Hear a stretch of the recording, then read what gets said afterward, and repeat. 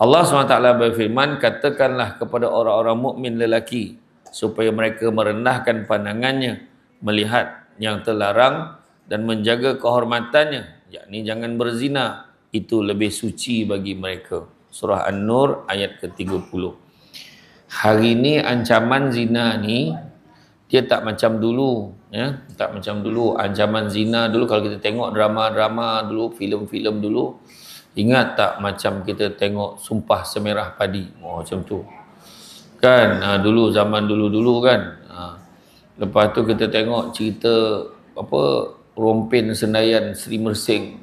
Dulu kita tengok Rompin Bentayan. Sendayan pula kan. Senayan kan Abu tu kan. Macam tu juga kan. Cerita sebab dan kita tengok keadaan kemudahan kata pembangunan tu, bila datangnya pembangunan dia seiring dengan ancaman-ancamannya sekali. Contohlah macam kita lah, dulu rumah kecil, rumah flat kan, rumah flat, tapi rumah flat tu kita pun kata susah dah tu, tapi bil elektrik berapa sebulan, bil air berapa sebulan. Tapi bila kita berubah pada rumah banglo, nak rumah banglo, bil elektrik pun naik. Tak dapat dah bayar bil sama macam rumah flat tu. Yang jadi mahal, makna seiring, makna ancaman dan cabarannya pun bertambah. Macam itulah kalau kita tengok dulu, peluang untuk orang tengok cerita-cerita lah. Dulu tengok filem-filem yang tak baik ni, filem lucah kan? Peluang budak-budak nak tengok dulu susah. Dia orang kena ada video player dulu. Kena cari pula video tape itu. Dulu ramai yang sewa kat kedai Cina tu, ada dah sewa 3, bawa balik satu video tu RM5, video wrestling RM10 dulu. Lepas tu pula dah ada DVD. Tapi masih kena ada benda tu, dah mula canggih dah makin senang dapat benda tu. Malahan hari ni tak payah CD, tak payah DVD, dekat handphone aja. Dulu tempat tu yang katakan akan tiba masanya nanti orang akan berzina secara berterang-terangan dan zina jadi berleluasa sebab peluangnya pun bertambah. Dulu kalau tengok filem, kalau tengok dekat dalam TV tu, kalau nak bercium ya tutup mata. Hari ni tak dapat nak tutup mata dah sebab terlampau banyak dah. Sudah tak faham cerita tu. Senang, cium lagi. Cium lagi kan. Cium peluk lagi tu belum cerita yang tutup pintu yang masuk dalam selimut pun tunjuk. Ya. Dan yang paling canggih pula sekarang ni, yang TV-TV yang berbayar ni, saluran yang berbayar ni kan, dia siap tunjuk perkahwinan sejenis. Dia tunjuk macam mana perempuan-perempuan duduk serumah macam hidup normal, macam pasangan, lelaki dengan lelaki pun hidup berpasangan. Menyebabkan mak dengan ayah yang datang kuliah duha kat Masjid Ibn Abbas ni payah nak jawab soalan dia orang. Anak-anak tanya, boleh macam tu? Dia siap bela anak angkat. Kan? Dia bela anak tu macam anak dia, konon dia macam dia hidup normal macam orang lain juga. Kalau tengok kan ada satu doktor ni dia mempertahankan konsep normal tu, bergaduh dia dengan puak-puak yang legebet tu. Al-Gebet tu. Kan saya tak nak sebutnya tu kan. Dia bulak tahu kan sebab orang tak boleh dengar ceramah ni. Geng-geng legebet tu kan. Geng ni dia mempertahan, dia kata dia sebenarnya adalah perempuan. Yang terperangkap dalam badan lelaki. Pahala pula kan. Dia rambut panjang, ada dada, misai rambut pun ada. Iya, goli ni tapi dia cakap dia mempertahankan. Dia nak hak tu, dia nak masuk dekat toilet perempuan dia kata. Dia kata, tu orang lelaki cakap, doktor tu cakap macam mana? Kamu bukan perempuan. Kamu itu adalah lelaki. Khunsa lain tau, khunsa lain. Khunsa memang lahir ada dua-dua, tapi dia kena memilih salah satu kecenderungannya. Malahan ada kes daripada kecil dia perempuan, kemudian bila dia dah dewasa dia rasa kecenderungan dia kepada lelaki itu kuat, maka dia boleh jadi lelaki. Itu lain. Ya. Ada seorang tu kan, yang kojab jantan, kojab perempuan, kojab jantan, kojab perempuan, ada seorang tu. Kan? Ada seorang tu, dia tak ada duduk Malaysia dah. Saya tak nak sebut siapa, saya tak sebut. Adalah satu hamba Allah tu. Tapi saya dengar-dengar dia orang ni 9. Aduh. Jadi bila saya tanya pakcik saya yang orang kampung tu tanya, habis dia tu betul ke khunsa ke apa? Abang-abang dah tanya dah, kompom jantan dah. Macam tu lah. Senang ya. Dia siap cakap dalam video, dia kata apa? Dia kata, saya akan buktikan yang saya boleh mengandung. Dia cakap kan dulu kan. Jadi makna kata, saya tak cakap siapa ya. Cakap siapa. Tapi, kalau perempuan tu normal, dia tak akan cakap macam tu. Kalau perempuan tu dia mau perempuan pun, saya akan buktikan saya mengandung. Tak ada. Nampak tak? Siap tunjuk lah. Datang period hari ni, tunjuk kan. Pengotor tak pengotor? Tah darah hapur ambil ni nak macam tu lah kan. Makna, kalau perempuan ni kadang-kadang tanya, kau betul kau mengandung? Macam tu yang malu kan. Tak ada tuan. Itulah dia kan. Jadi, tu dia. Jadi Allah SWT telah memerintahkan lelaki dan perempuan memalingkan pandangan dari hal yang haram dan menjaga kehormatan. Suruh dah jaga. Sebab apa saya kata peluang? Bila pembangunan ada, hari ni cuba tengok. Sepanjang rumah-rumah kedai, pergilah mana-mana, mesti ada hotel bajet. Macam mana? Dulu hotel boleh kira dengan jari. Puak rasa boleh standby kat hotel kan. Dia sebanyak-banyak hotel. Mana nak cek, mana nak semak. Susah. Kan susah. Tu sebabnya tu lah, hati-hatilah. Tu sebab kita hari ni kita boleh bina empangan untuk mengelakkan air tu datang kepada kita. Tetapi air yang datang pada zaman ni air yang pelbagai. Ada yang laju, ada yang menghempeh, ada yang berkaren dan sebagainya. Jadi yang paling penting sekali adalah bukan hanya empangan yang kita akan buat, tapi kena didik anak-anak kita macam mana cara nak mendayung air tu. Nak mendayung sampai dekat air yang pelbagai ni. Maksudnya memperlengkapkan anak-anak kita ni dengan ujian dan dugaan yang ada pada hari ini. Apa hal tu?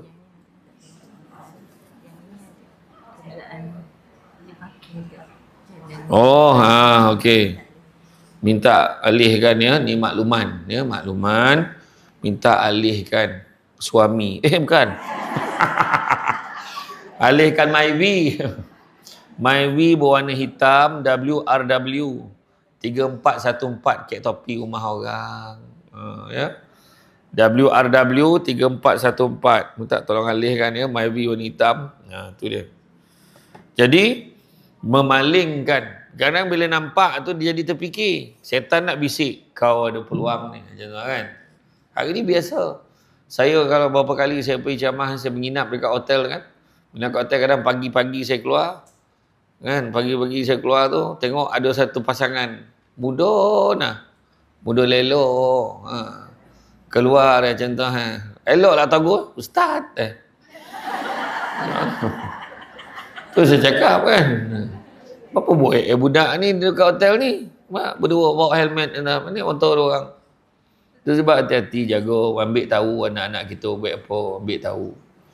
Orang dulu kan, kalau zaman dulu kan, orang tegur anak kita. Kau jangan biar anak kau. Aku tengok liar sangat anak kau ke sana kemari. Oh ya kau, terima kasih lah kau beritahu aku. Aku memang nak cakap dengan dia ni. Orang dulu. Dan orang dulu kalau jawab macam ni, kau jaga hal kau, jangan kau sibuk anak aku. Mesti rosak anak ni. Betul. Sekarang dulu. Tapi sekarang dah tak dapat nak tegur lah. Kebanyakan kita, biarlah hal orang. Kan? Orang dulu-dulu, anak awak, anak kita, anak awak. Ya, sekarang tak dapat dah. Kan? Jadi, kan? Serta mengharamkan zina dan banyak ayat Allah SWT telah berfirman, barang siapa berbuat demikian, saya akan menemui dosa. Ini seksa surah Al-Furqan ayat 68. Dirawikan dari seorang sahabat yang berkata, hindarkan akan zina, di dalamnya ada 6 hal. 3 di dunia dan 3 lagi di akhirat. Yang dunia ialah berkurangnya rezeki, putus ajal dan bermuka durja. Nampak tak? Adapun yang di akhirat, kemurkaan Allah, hisab yang berat dan masuk ke dalam neraka. Dan apakah siasaan untuk orang yang berzina? Allah menjawab, kau kenakan padanya baju besi dari neraka. Kalau diletakkan di gunung, tentu hancur. Dirawikan bahawa perempuan nakal lebih disukai iblis daripada 1000 lelaki jalang. Nampak? Bukan saya ngomong anak kitab tulis ni. Nampak? Seorang perempuan nakal, perempuan nakal lebih disukai iblis daripada 1000 lelaki jalang. Sebab bahaya perempuan nakal ni. Kan, tu sebab jangan nakal-nakal mana. Kan? Bukan dia tak sebut muda tu. Tak sebut muda. Sampai ketua nakal lah. Duk. Kan? Duk. Dan dalam kitab Al-Masabih, Rasulullah SAW bersabda, jika seseorang berzina, hilanglah imannya dan di atas kepalanya ada semacam kegelapan. Jika dia bertaubat dari perbuatan itu, iman akan kembali kepadanya. Dalam kitab Iqna' tersebut, Rasulullah SAW bersabda, tidak ada dosa lebih besar di sisi Allah daripada lelaki meletakkan mani pada orang yang tidak halal baginya. Adapun liwat lebih besar dosanya. Dirawikan dari Anas bin Malik radhiyallahu anhu dari Nabi SAW baginda bersabda, barang siapa liwat tak akan mencium bau syurga, meskipun bau itu tercium dari sejauh 500 tahun perjalanan. 500 tahun tu tertinggal tahun. Jadi mana kata liwat banyak hari ni, banyak juga. Ada seorang saudara saya yang jaga di klinik HIV.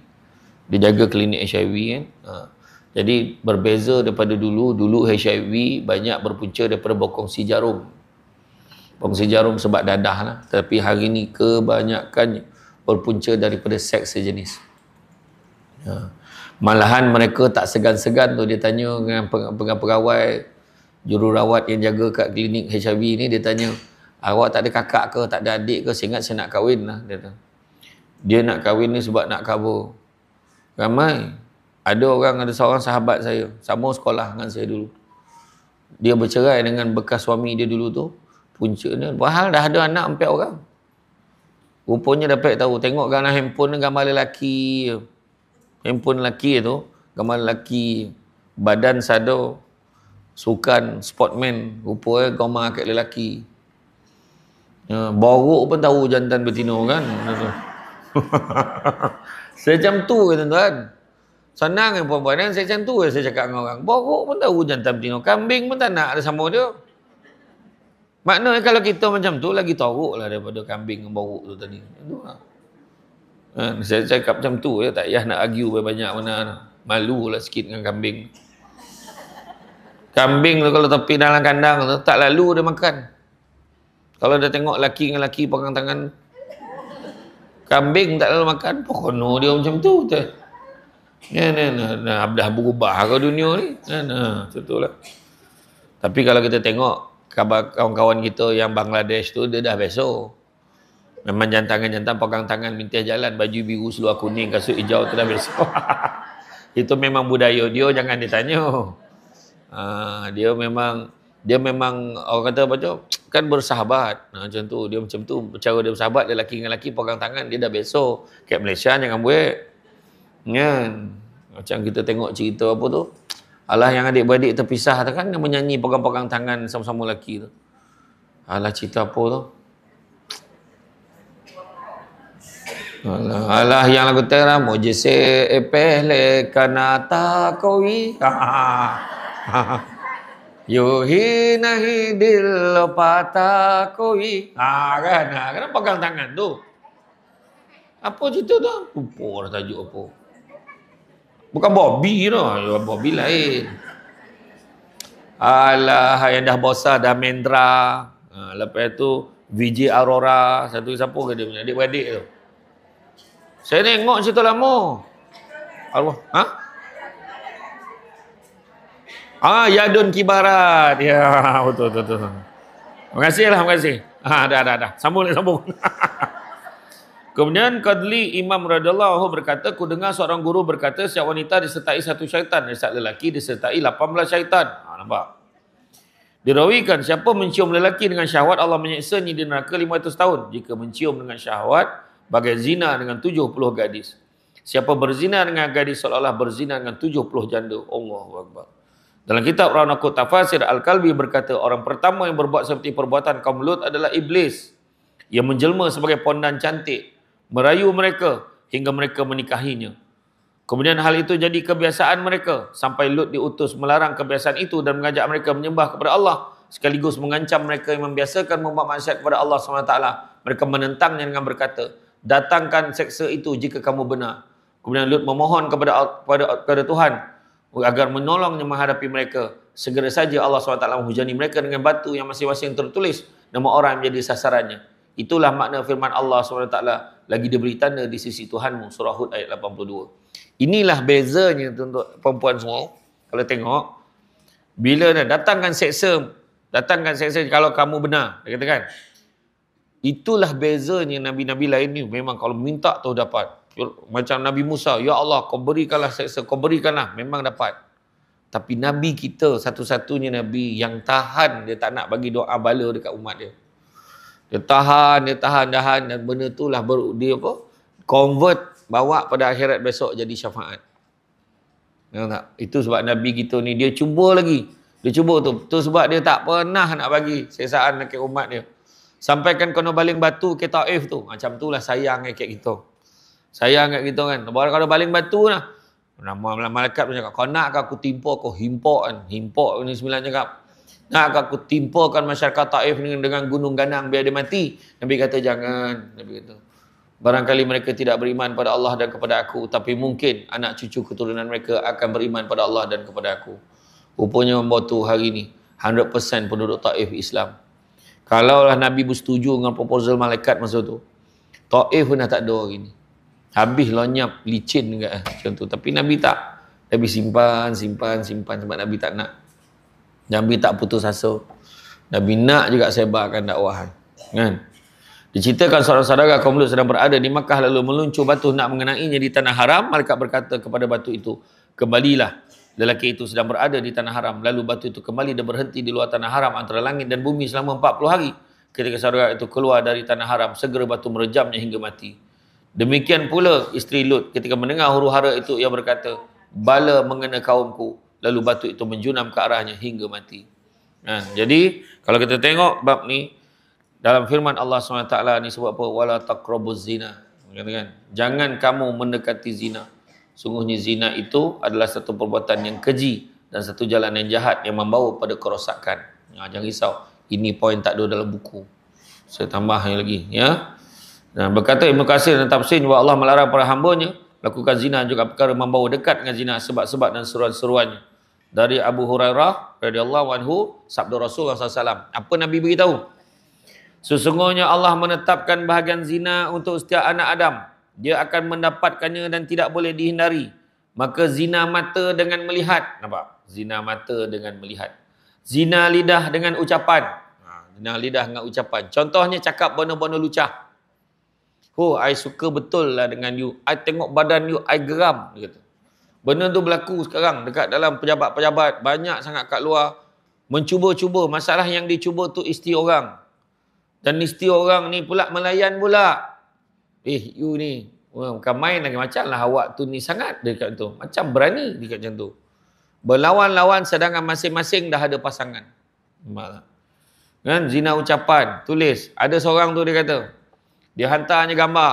Dia hantar gambar yang tak senonoh lah. Dia kata, you macam ni ke? Dia macam tu. Dia kata macam tu. Kan? Jadi macam-macam. Jadi maksudnya tu kepada maksud yang boleh mengundang kepada syahwat, mengundang kepada, dan bisikan syaitan pun cakap, apa lagi? Kau balaslah balik. Dia kata tu. Jadi seronok. Kan?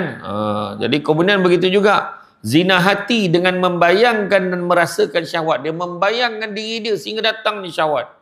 Sedangkan kemaluan membenarkan semua itu atau mendustakannya. Kemaluannya pula langsung buat. Tu maknanya bukan hanya dengan kita nampak dia berzina tu dengan perbuatan-perbuatan yang directly, tapi juga indirect sebenarnya. Yang ni jelaslah maksud jangan mendekati menunjukkan bahawa semua sarana yang membawa pada zina seperti pandangan mata, sentuhan, kata-kata, berkhalwat adalah haram dan mestilah dijauhi walaupun dikira sebagai dosa kecil. Kan? Yalah, berkhalwat duduk yang berdua kan. Tak buat apa pun, saya duduk je begitu. Macam tu kan. Sepupu dengan sepupu dek kelumpur. Boleh tak nak tumpang duduk kat rumah tu satu malam. Sepupu bukan orang lain, tapi masalahnya sepupunya tu lelaki perempuan. Boleh kahwin. Boleh tak duduk serumah? Tak boleh. Melainkan ada mak abah sekali. Atau dia duduk dekat bilik yang mana bilik tu ada akses pintu lain. Maksudnya, dia ada macam contoh tingkat atas tu dia boleh keluar terus. Tapi kalau berkongsi pintu keluar masuk yang sama, tak boleh. Kan? Berkenaan dengan homoseksual pula, dalam ayat itu ada perkataan fahisyah. Kan? Dalam ayat itu merujuk pada kategori perbuatan keji termasuk liwat. Firman Allah SWT dalam surah Al-A'raf ayat 80 hingga 81. Dan Nabi Lut juga kami utuskan, ingatlah ketika ia berkata pada kaumnya, patutkah kamu melakukan perbuatan yang keji? Keji ini fahisyah. Yang keji yang tidak pernah dilakukan oleh seorang pun dari penduduk alam ini sebelum kamu. Tak pernah buat kayak orang. Lelaki goma kayak lelaki. Benda ni banyak ancaman ni berlaku di mana? Di boarding school, di asrama-asrama yang mana tak ada jantina yang bertentangan. Jadi yang lambut-lambut tu target Kata sahabat saya di klinik yang jaga kes-kes ni, dia kata kategori orang yang gay ni, dia ada dua. Satu kategori top, satu kategori bottom. Yang top tu yang sado-sado, yang jantan-jantan, yang nampak maskulin. Yang bottom yang lambut-lambut tu. Tapi tak semua, tak. Ada orang dia lembut, tapi dia masih lagi normal. Tu sebab saya selalu cakap ke anak-anak murid debat saya dulu, ramai yang lembut-lembut yang debat ni. Kan? Dia orang tu, dia memang dia lembut, mungkin adik-beradik dia ramai perempuan, dia lembut jadi macam tu. Tapi elok, kahwin semua elok, tak ada masalah. Naluri dia masih elok. Tapi dia ramai lah menjahit, ramai masak. Dia macam tu lah kan. Tak apalah tu lah. Dia sayang kat mak dia, berapat dengan mak dia, tapi tak adalah sampai dia menidakkan hukum Allah tu. Kan? Tu yang saya khabar kemarin, pondan tu tak salah tu. Memondan tu salah. Dia ada beza. Dia maknanya dia lambut-lambut tu tak salah, dia buat lagi. Kan? Siap pakai tudung mau gambar apa hal pula. Awak tu jantan, kan? Jadi tu dia kata, tak pernah buat kat orang sebelum tu, tak pernah ada, kan? Sesungguhnya kamu mendatangi lelaki untuk memuaskan nafsu syahwat kamu dengan meninggalkan perempuan, bahkan kamu ini adalah kaum yang musrifun, kaum yang melampaui batas. Melampau-lampau kau ni. Iyalah, janganlah melampau-lampau buat minum. Melampau-lampau buat sampai kombung perut. Kan tak elok. Kan? Melampau-lampau semua air nak diminum sampai air yang mabuk pun minum. Melampau lah tu. Nampak tak? Tidur melampau-lampau. Kawan saya makin tidur. Sampai 2 hari tidur. Orang tanya pukul berapa dah dia bangun. Hari apa dah lain soalannya. Memang ada kawan saya bagi macam tu. Dia maknanya, kalau yang melampau mesti tak baik. Nampak tak? Kan? Pergi kuliah ni, melampau-lampau pun tak boleh juga. Pergi kuliah sampai dia tak peduli lelaki. Lantaklah kau nak mampu baik. Dia nak masuk syurga. Tak mahu ni macam tu dah.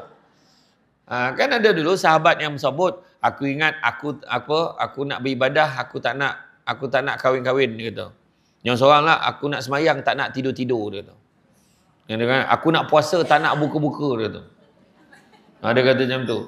Tu Nabi kata, Nabi beritahu, dia kata, benarkah aku dengar kalian ada menyebut begini? Sahabat beritahu kat Nabi kan. Jadi, dia kata memang benar. Nabi kata, sungguhnya aku ni seorang Nabi dan aku paling tinggi takwanya di kalangan kalian. Aku beribadah dan aku juga tidur. Aku juga kahwin. Aku berpuasa dan aku juga berbuka. Nampak? Kan? Barang siapa yang tidak mengikuti aku ni, maka bukanlah sebahagian daripada sunnahku. Nampak dia kata. Nabi dah pesan macam tu. Jangan melampau-lampau. Nabi pesan. Kan, Nabi tak bergurau ke? Ada kan Nabi mengaji, Nabi beribadah, zikir, tak buat apa-apa. Tak ada. Nabi buat juga. Tu buat jangan melampau-lampau. Kan ada grup-grup tertentu kan kadang-kadang dia pergi, yalah betul lah, dia join tabligh. Betul. Tak ada masalah, join lah tabligh. Tapi ada yang join tabligh tidak siap dah. Didik belanja, jaga rumah elok-elok, jaga anak macam ni. Jadi pergi tabligh, tu pandailah Allah jaga dia. Oh mak, ya betul lah kan. Main tinggal ya. Balik-balik dah tuntut fasah habis corai. Ramai tuan. Ramai. Ada yang saya jumpa yang terkenal pun saya kenal. Macam-macam kan. Jangan jadi melampaui batas. Ibnu Katsir juga menyebut bahawa perbuatan keji ini tidak pernah menjadi adat dilakukan oleh manusia. Bahkan tidak terlintas dalam akal mereka. Sehingga kaum ini melakukannya dan Allah melaknat mereka. Laknat perempuan dengan perempuan. Lelaki dengan lelaki. Kan? Ulama bersepakat secara ijma' bahawa perbuatan homoseksual seperti kaum Lut itu adalah maksiat dan dosa besar. Tapi mereka berbeza pendapat adakah hukumnya sama seperti zina atau bukan. Inilah yang disebut oleh Ibn Hazm dan Maratib al-Ijma'. Sebahagian ulama berpendapat dosanya berbanding zina. Dia ada satu pandangan kata dia sama dengan zina. Tapi yang tadi dikatakan dalam Ibn Hazm dan Maratib al-Ijma' berpendapat dosa orang yang lelaki dengan lelaki, perempuan dengan perempuan ini lebih keji daripada zina kerana merosakkan fitrah manusia. Fitrah yang awal, Adam dan Hawa. Itu fitrah awal. Tak ada dia jadi Adam dan Samsul, tak ada. Tak ada pek tu. Lepas tu mulalah dia tukar nama. Syemi dia. Pahala Syemi lah kan. Tukar nama. Dah elok dah nama. Nama Zainal. Jadi Zai je. Panggil Zai je. Pahala pula. Kamal jadi Kamala. Ya parah kan. Dan perbuatan zina pada akhir-akhir ini semakin berleluasa hingga manusia daripada pelbagai peringkat umur, remaja, dewasa, orang tua terjebak dengan perkara buruk ini. Tengok baru-baru ni. Macam mana orang tu boleh buat amang seksual dekat budak yang berusia 10 bulan? Kan baru ni. Tak, macam mana? Sebab apa? Sebab dia dah melampau dah tu. Terlampau membayangkan, dah tak seronok dah. Ada satu hamba Allah ni. Dia bawa seorang perempuan. Dia suruh isteri dia bermesra dengan perempuan ni depan dia. Bayangkan. Tak tahu nak cakap lah. Poning kepala. Nak suruh jadi pertunjukan baru dia datang rangsangan dia tu. Melampau. Kan? Ya. Jadi gambaran ini menunjukkan saat hampirnya berlaku kiamat adalah semakin dekat. Ada lagi? Pandai banyak mesej ni. Okey. Baik. WXD 2187 tolong alih kereta dengan WRW 3414 yang tadilah. Tolong alih ya. Tak tolong. Takut bukan orang sini ni tak? Ada lori nak lalu. Sekarang tak tolong alih ya. Sekarang.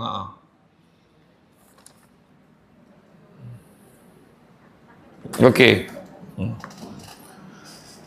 Tak pun takut sekarang botol-botol dialih ke orang.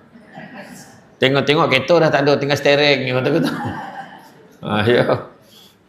Alih kan. Saya faham. Sambutan untuk kuliah duha luar biasa. Kan, saya dengar cerita muslimat ni memang kalau kuliah duha memang ramai. Sini satu saya dekat Pondok Muallim Slim River tu ramai. Orang sini pun ada datang. Terima kasih banyak.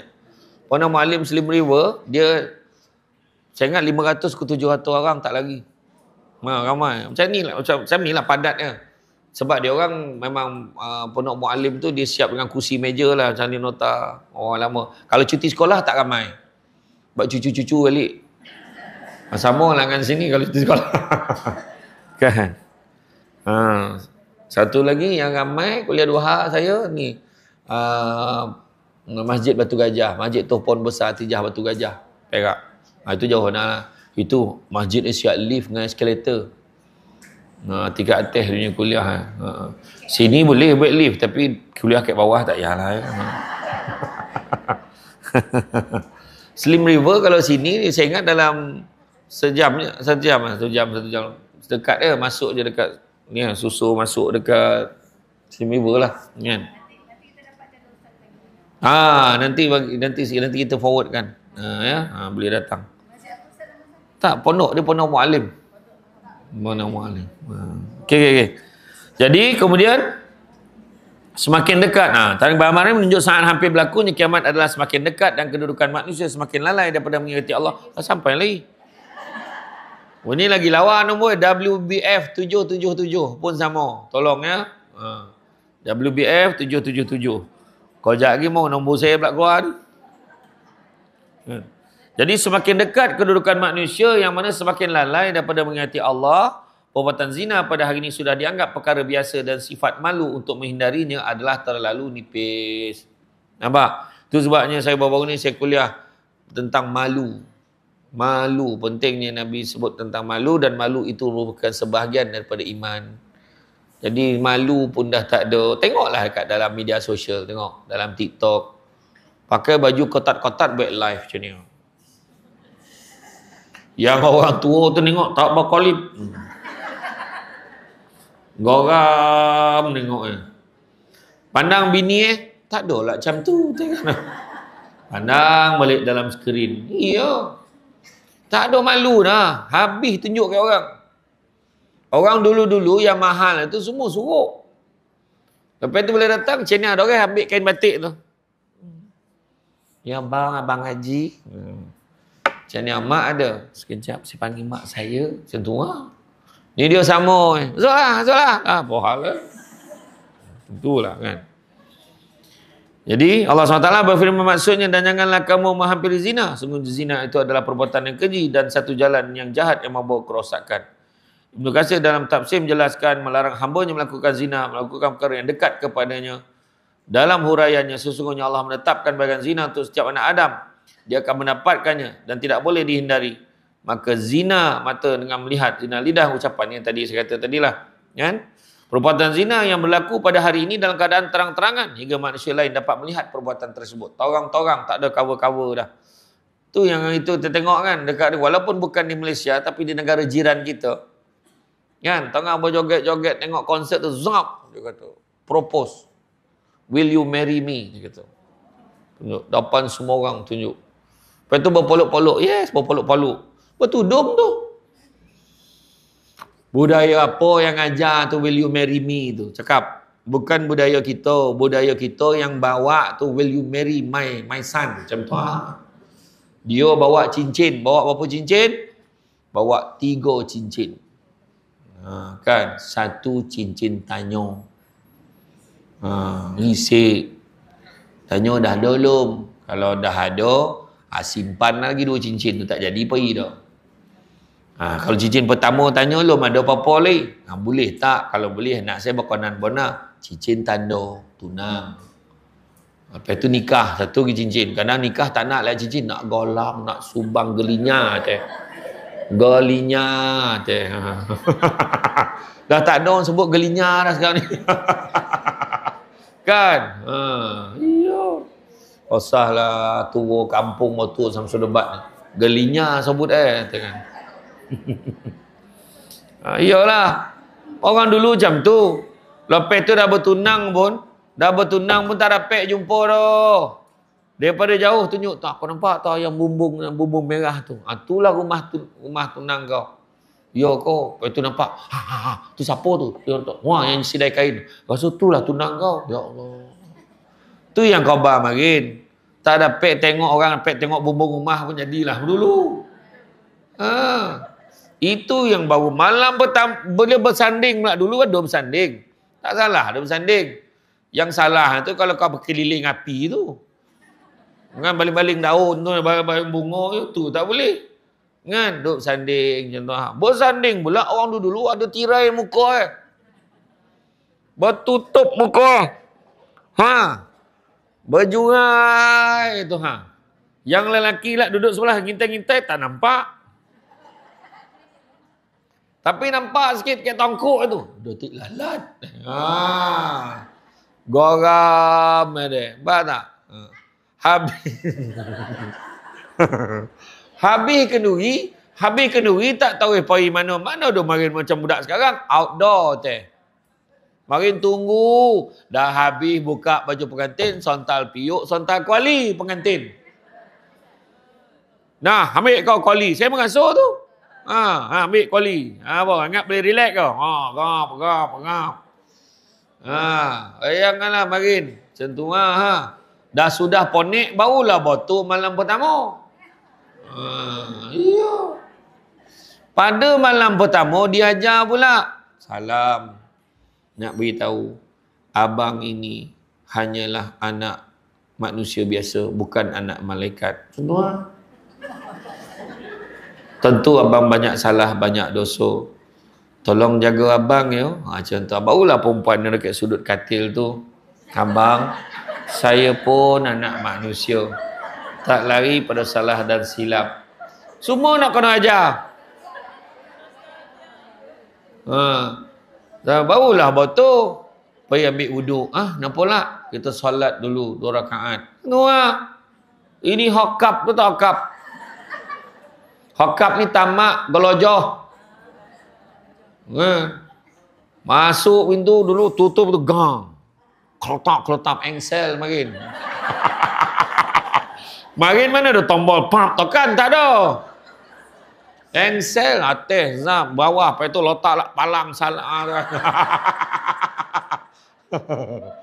Kan? Ya. Lepas tu tahu garamnya. Lepas tu golak pula tu.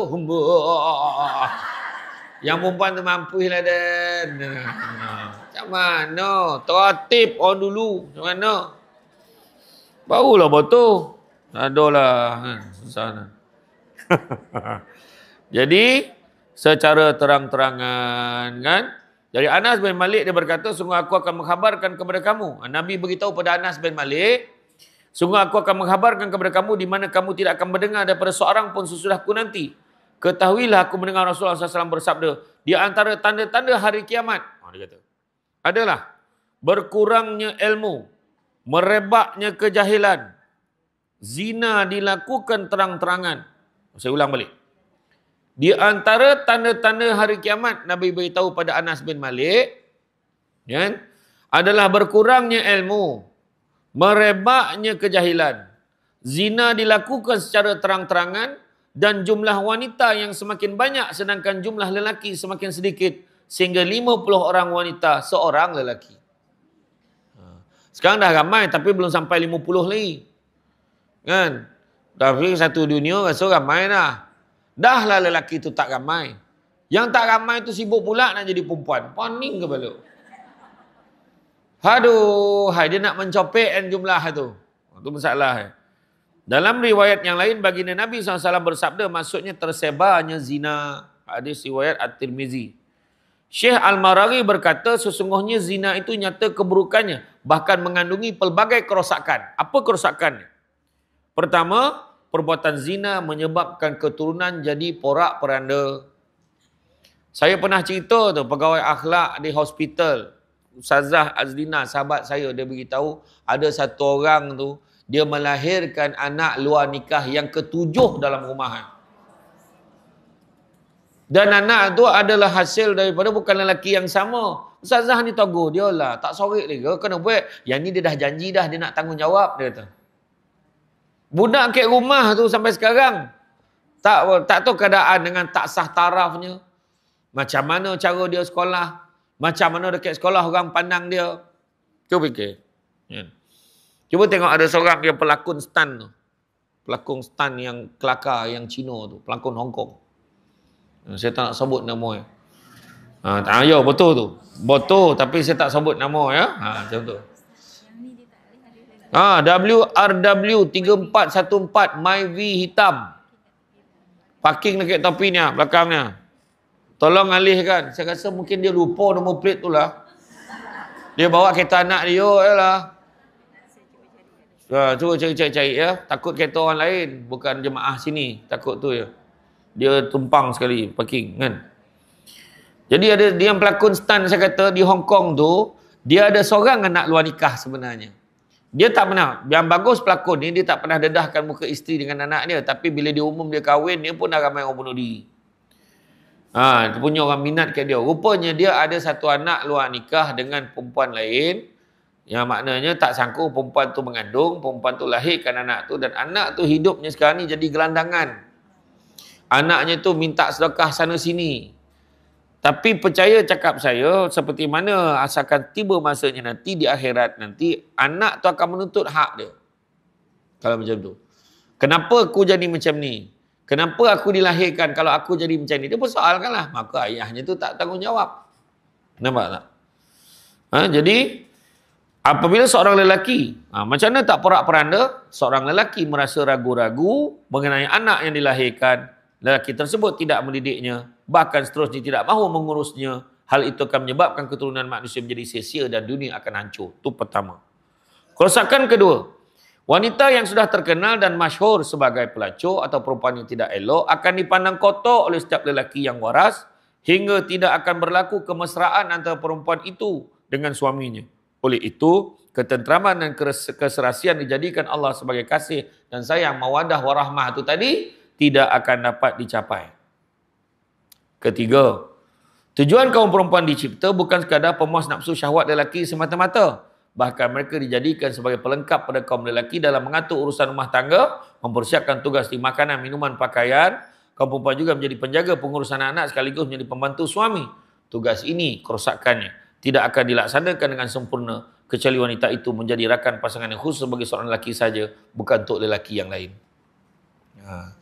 Dulu ingat tak zaman jahiliah dulu, dia perempuan jahiliah ni dia naikkan satu bendera warna putih rumah dia tu, jadi lelaki boleh masuk dalam rumah tu untuk bersama dengan perempuan tu.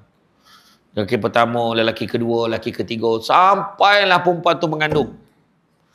Bila perempuan tu mengandung, dah siap dah rekod siapa lelaki yang tidur dengan dia tu tadi, sampailah lahir budak tu, maka pendeta jahiliah ni ambil budak tu, dia tengok muka seorang lelaki yang tidur. Ni muka, ni ayah dia. Punya tahu dulu, kan? Tapi hari ni pun lebih tahu dah betul sebab dia lebih lagi terang-terangan, kan? Penzinaan adalah satu yang sangat keji. Sangat keji kerana penyebab kepada nasab keturunan menjadi kacau bilau dan akhirnya menyebabkan berlakunya pembunuhan. Sanggup bunuh-bunuh. Macam mana bunuhlah. Dia sanggup nak bunuh perempuan. Ingat tak hari tu yang kes yang bunuh perempuan tu sebab dia mengandungkan anak dia. Budak sekolah agama tu. Tu belum cerita lagi. Bunuh pula, gugurkan kandungan. Kan? Bunuh lagi. Nampak tak? Macam-macam lagi. Kan? Syekh Dr. Yusuf Al-Qaradawi berkata, ada seorang sahabat saya di pejabat agama. Dia menyamar atau buka profil. Dia menyamar. Kalau letak muka saya macam ni, memang tak dapat dah. Sebab apa? Dia nak menyamar jadi untuk join group dekat dalam yang X. Yang dulu Twitter. Sekarang ni X. Satu lagi Telegram. Dalam Telegram Twitter tu, dia ada satu grup tertentu. Grup liwat ada, grup seks bebas ada, yang child free itu. Ingat tak yang dia tak nak anak gitu? Yang tak nak anak itu kita dah cerita kan? Tak nak anak tu. Yang dia kan anak pada buluh potong. Dia tak ada mak ayah. Memang buluh tu lah mak tu dia tak nak anak. Menyusahkan. Agak lah. Jadi kalau dia kata anak yang menyusahkan, maknanya dia tu nyusah mak ayah tu. Kan? Jadi kalau kita tengok, kawan saya ni dia profil, dia kata ada sampai dialog-dialog yang dia tengok tu dia siap beritahu. Dia beritahu dia kata seronoklah bersama dengan awak malam tadi. Dia kata saya ingat saya nak ajak kawan saya lagi 2 orang. Jadi kita bertiga bersama dengan awak seorang. Jadi mungkin awak boleh sebab awak hebat, dia kata. Terima kasihlah atas pujian itu. Perbualan tu dia baca dalam grup tu. Ada yang 1 lelaki, 3 perempuan. Ada yang 1 perempuan, 3 lelaki pun ada. 5 lelaki pun ada. Saya kata, betul. Tu ayat setan. Betul. Setuju. Itulah tahap dia sekarang ni, nak beritahu. Macam-macam. Grup ni kalau nak join grup tu, nampak muka macam saya pakai songkok, tak apik dah. Tak mahu dah. Dia memang cari muka-muka tu, kena adjust sikit muka tu, macam jambu-jambu sikit. Kan? Macam tu. Saya tak ada muka jambu, tak dapat, dah tua. Tak dapat muka jambu tu. Macam tu lah. Dan kemudian Syekh Dr. Yusuf Al-Qaradawi berkata, jika dilihat kepada semua agama samawi, semuanya bersepakat tentang pengharaman zina, menentang dengan keras. Islam melarang keras penzinaan kerana perbuatan itu akan merosakkan keturunan keluarga. Berlakunya kes pembuangan bayi, menjatuhkan nama baik dan juga kaum kerabat, memecah belahkan hubungan silaturahim, tersebarnya penyakit kronik, nafsu bermaharajalela dan merendahkan moral seseorang insan.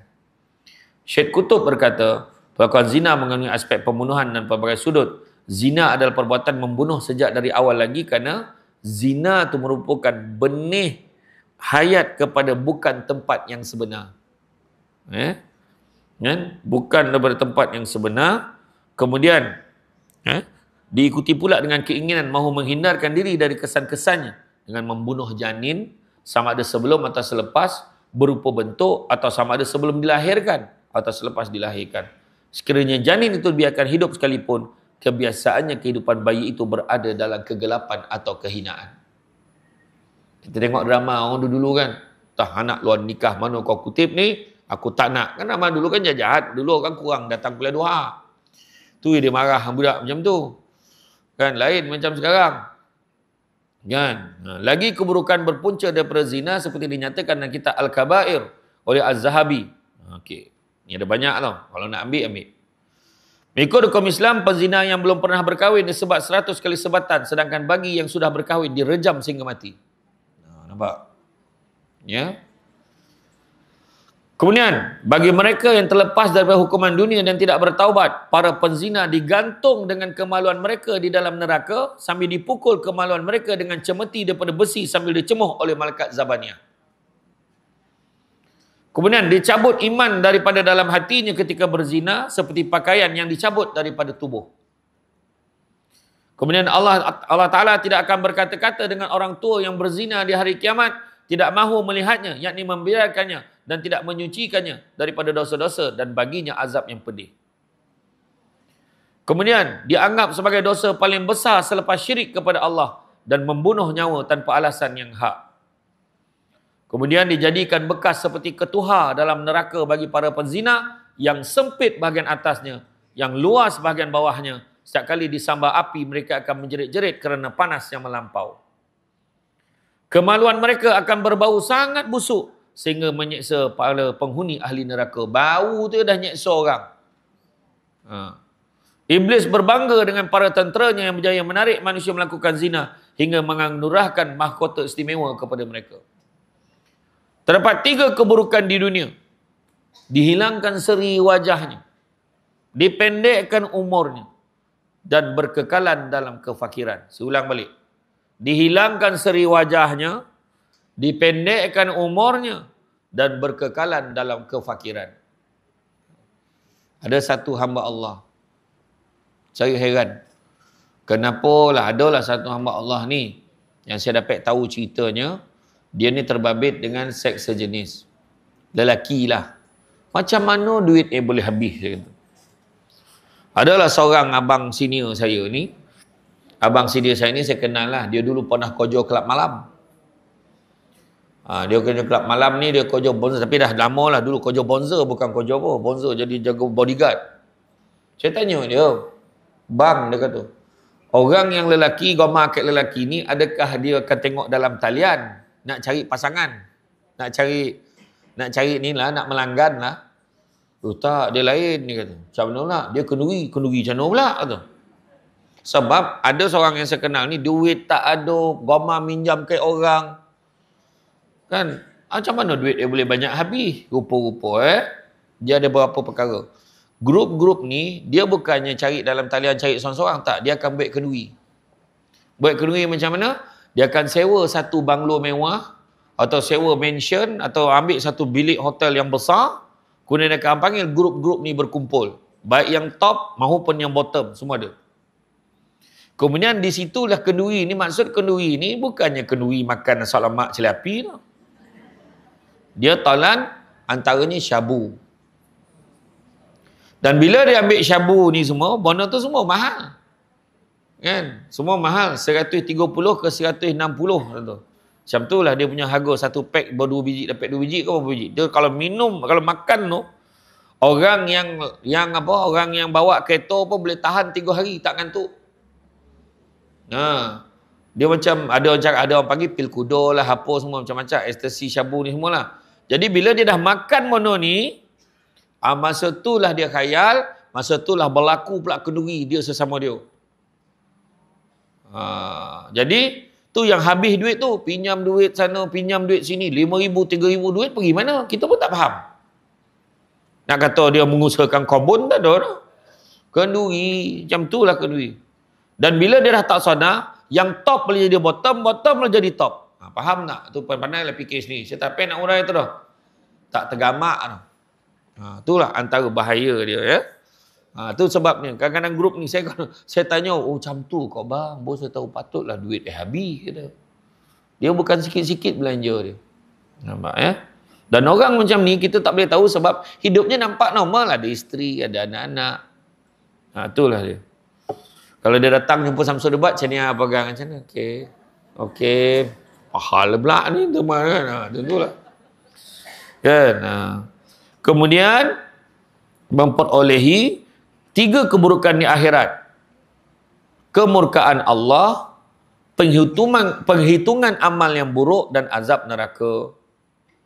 Kemudian dijadikan sebatang sungai dalam neraka yang mengalirkan nanah dan muntah daripada kemaluan orang berzina dan menjadi minuman para peminum arak. Tu nampak.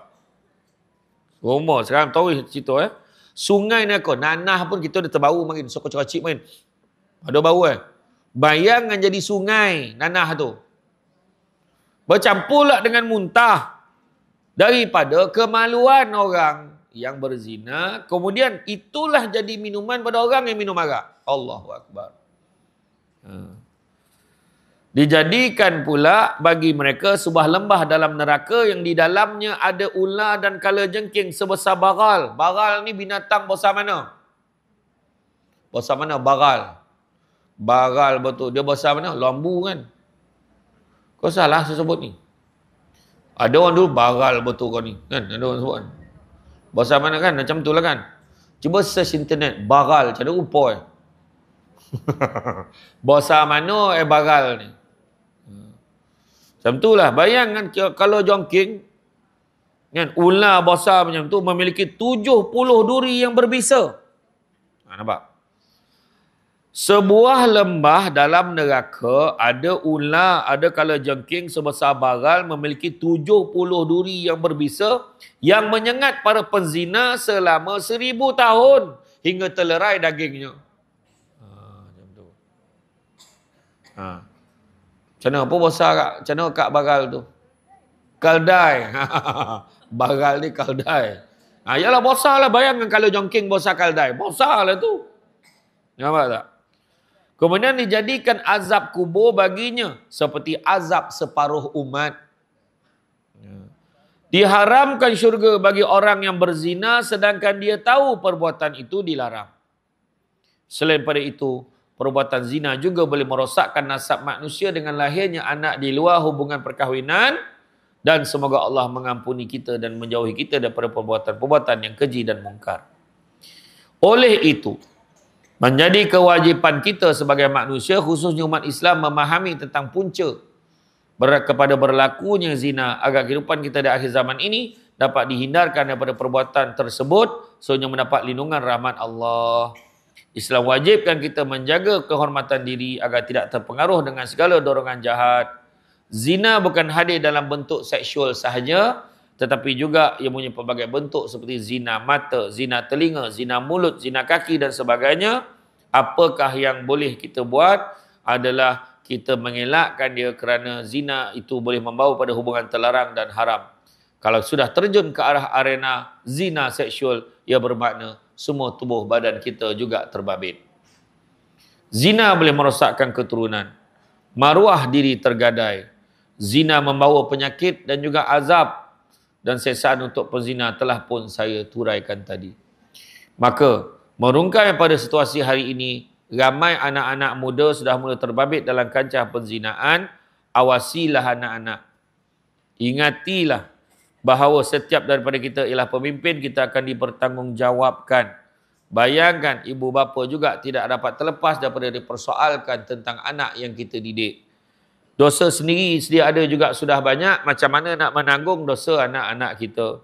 Kadang-kadang mak ayah bagus, pergi masjid, pergi kuliah, pergi haji sekali, pergi umrah berkali-kali. Tapi anak-anak masih berkeliaran tanpa dikawal. Biarlah kita ni jaga anak kita sampai menangis kita hari ni. Tapi janganlah menangis kemudian. Itulah dia. Maka marilah bermuhasabah dengan diri masing-masing. Memohon keampunan dan berdoa agar kita dijauhkan daripada segala keburukan serta azab Allah SWT. Amin. Ya Rabbal Alamin. Takut nongai kan? Jadi insyaAllah tuan-tuan dan puan-puan sekalian, hari ini Tajuk ni tajuk yang agak tokek dengan kita, masyarakat keliling kita. Berpunca dengan media sosial saja. Media sosial, daripada situ tengok, cari. Mana nak carinya? Berburak dengan kawan-kawan. Macam mana ni? Tengok ni, betul kau boleh macam ni. Dia kata kan. Kau pergi sanun, pergi pula selun. Mula-mula pergi selun dulu. Macam ni dia tinjau yang amoy yang cukup pegang rambut itu. Gama batu dia amoy pegang rambut macam-macam. Macam hari ni. Daripada situ dia meningkat lagi. Setan ajar dia. Kau pergilah senyap pula. Pergilah kelab dandut. Berjoget dia. Yang jago perempuan yang jago kelab dandut ni pula kan muda-muda kadang-kadang. Tua-tua. Kan? Yang pakai reject shop ni. Kan? Iyalah. Kan? Jadi macam-macam peluang sekarang ni. Itulah masalah dia. Jadi hari ni sama-sama kita ada permintaan mendoakan. Iaitu Puan Mahdalila binti Yusuf Pardi. Yang kemalangan pagi semalam dilanggar semasa melintas jalan oleh motosikal yang ditunggang budak sekolah. Allahu Akbar.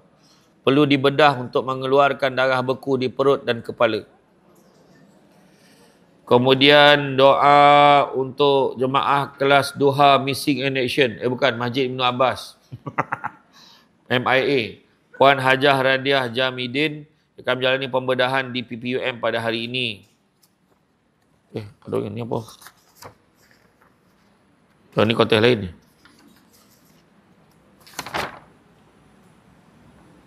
Bukan. Ini penanda saya tadi. Sabarlah. Okey, jadi sama-samalah kita mendoakan Al-Fatihah. Bismillahirrahmanirrahim. Shiratal ladzina an'amta 'alaihim ghairil maghdubi 'alaihim waladdallin. A'udzubillahi minasyaitonir rajim. Bismillahirrahmanirrahim. Alhamdulillahirabbil alamin. Hamdan hamidin, hamdan syakirin, hamdan wafi ni'amaika fi mazidah. Ya Rabbana lakal hamdu kama yanbaghi li jalali wajhikal karim azim sultani. Allahumma inna nas'aluka salamata fid din wa afata fil jasadi wa zalata fil ilmi wa barakatan fi rizqi wa tabatan qabla al maut wa rahmatan indal maut ma'firatan ba'dal maut. Allahumma ahwin alaina fi sakaratil maut wa najatan minan nar wa abdil hisab. Allahumma ahina bil iman wa amitna bil iman wa asyurna bil iman wa adkhilna jannata ma'al iman bi rahmatika ya arhamar rahimin.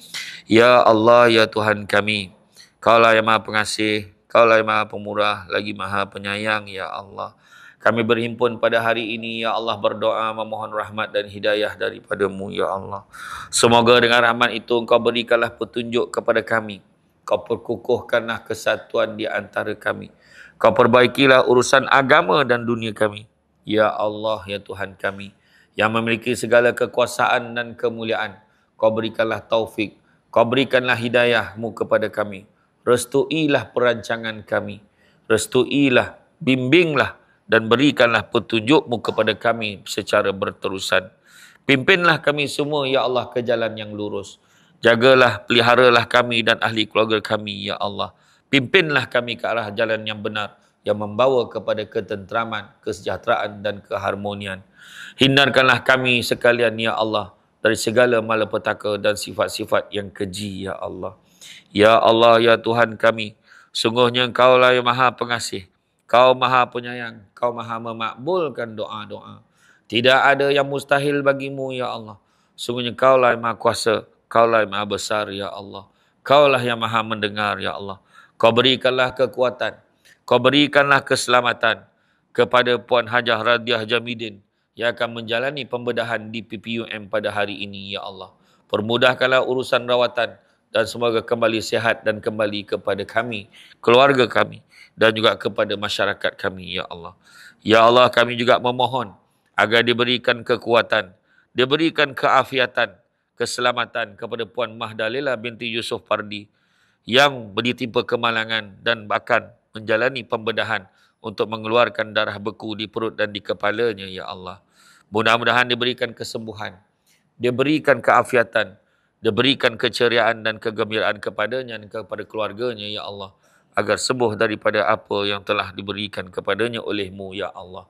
Kami sedar bahawa segala ujian, segala rintangan yang diberikan ini semuanya adalah dengan izin-Mu, ya Allah. Dan hanya dengan kekuasaan-Mu jua, ya Allah, kau dapat menyembuhkannya kembali dan mengembalikan mereka dalam keadaan sihat walafiat, malahan dalam keadaan yang lebih baik, ya Allah. Dan kami yakin semua ini adalah disertakan dengan rahmat-Mu, ya Allah. Maka ya Allah, sekiranya Engkau tidak mendengar doa-doa kami ini, siapa lagi lah akan mendengar doa-doa kami ini? Sekiranya Engkau tidak memakbulkan permintaan kami ini, siapa lagi lah akan memakbulkan permintaan kami ini, ya Allah. Allahumma rabbana taqabbal minna du'aana innaka antas sami'ul alim wa tub 'alaina ya maulana innaka antat tawwabur rahim. Rabbana zalamna anfusana wa illam taghfir lana wa tarhamna lanakunanna minal khasirin. Rabbana la tuzigh qulubana ba'da idh hadaytana hab lana min ladunka rahmatan innaka antal wahhab. Rabbana atina fid dunya hasanah wa fil akhirati hasanah wa qina azabannar wa qina azabannar wa qina azabannar. Warkhilna jannata mal abrar ya aziz ya ghaffar ya rabbal alamin. Wassallallahu ala sayyidina Muhammadin nabiyyi wa ala alihi washabihi baraka wasallam fi kulli lamhatin wa nafasin adada ma wasi'ahu Allah.